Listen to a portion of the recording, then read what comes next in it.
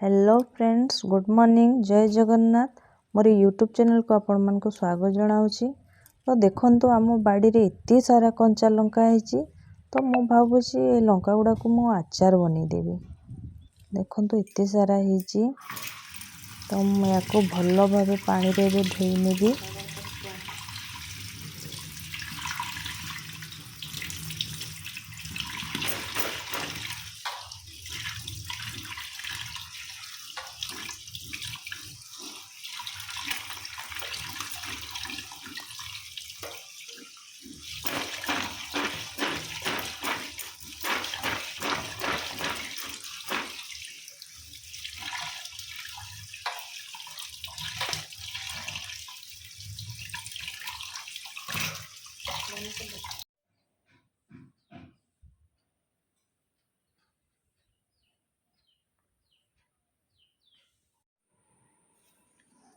लंका को भी भल सफा कपड़ा रे ताको पोछि नेबा, पानी जेमती टिके भी रहिबनी लंका रे।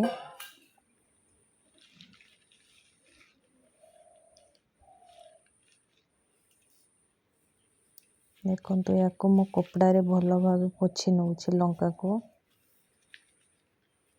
पानी जेमती टिके भी रहिबनी लंका रे।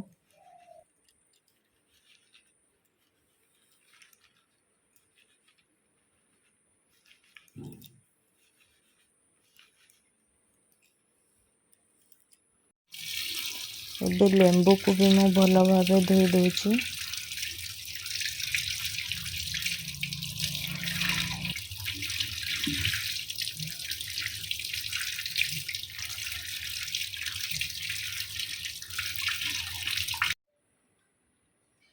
एबे सबु लंकार डेम्फ गुड़ा को काढ़ी देबा।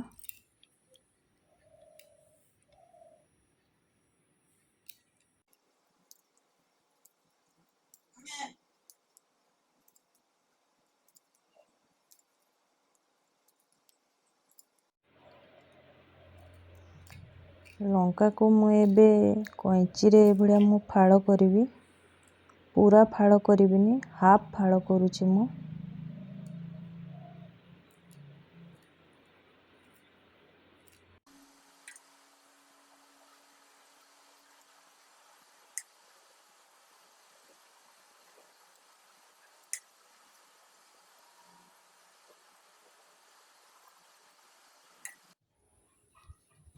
लेंबू को मध्य भल भावे ताको पोछि नेबा।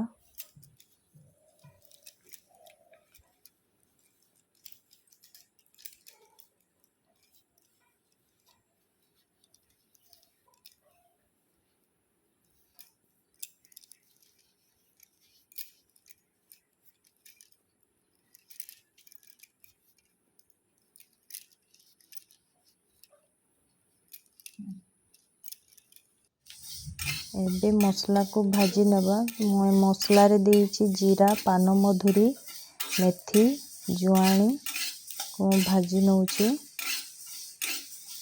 एबे याको मु भाजी होला पर ग्राइंडिंग करिवि।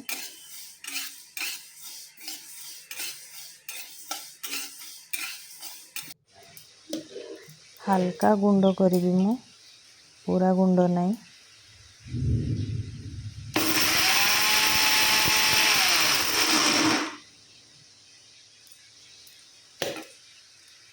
देखंतु ए भलिया ददरा गुंड हेतिबो।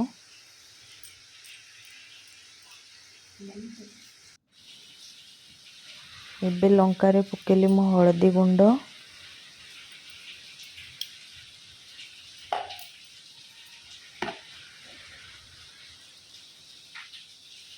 लूण,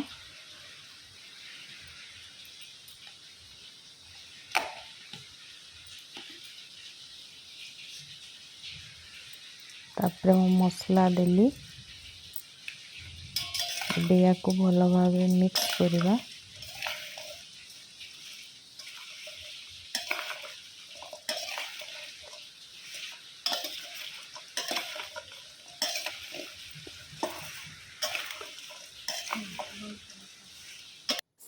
एबे लेंबू को मु काटी नेबी।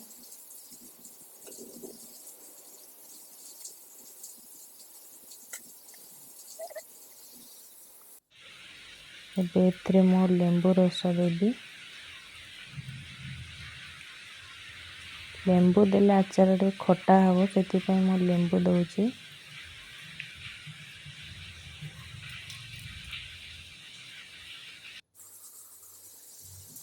ସବୁ ଲେମ୍ବୁକୁ ଏଥିରେ ମୁଁ ଚିପୁଡ଼ି ଦେବି।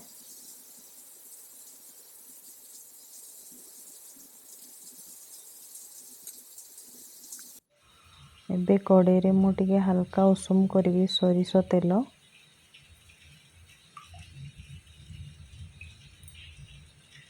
ଦେଖନ୍ତୁ ଆମର ହାଲକା ଉଷୁମ ହେଇଗଲା।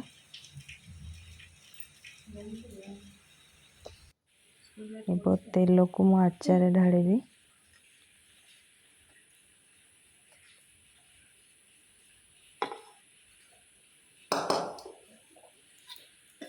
ଏବେ ମୁଁ ଆଉ ଥରେ ଭଲ ଭାବେ ତାକୁ ମିକ୍ସ କରିଦେବି।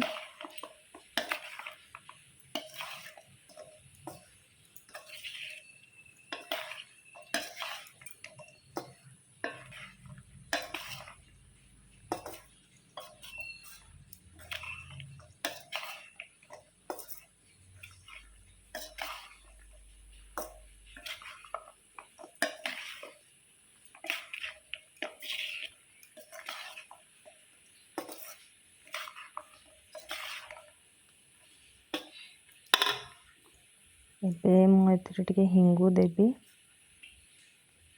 ଅଳ୍ପ ଟିକେ ହିଙ୍ଗୁ ପକେଇବା ଆଚାରରେ।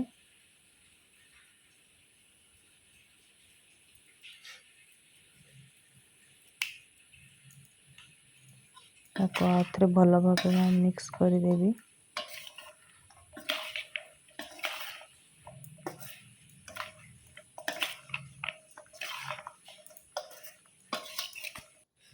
ଏବେ ୟାକୁ ଗୋଟେ ଜାରରେ ପୁରେଇ ନେବା।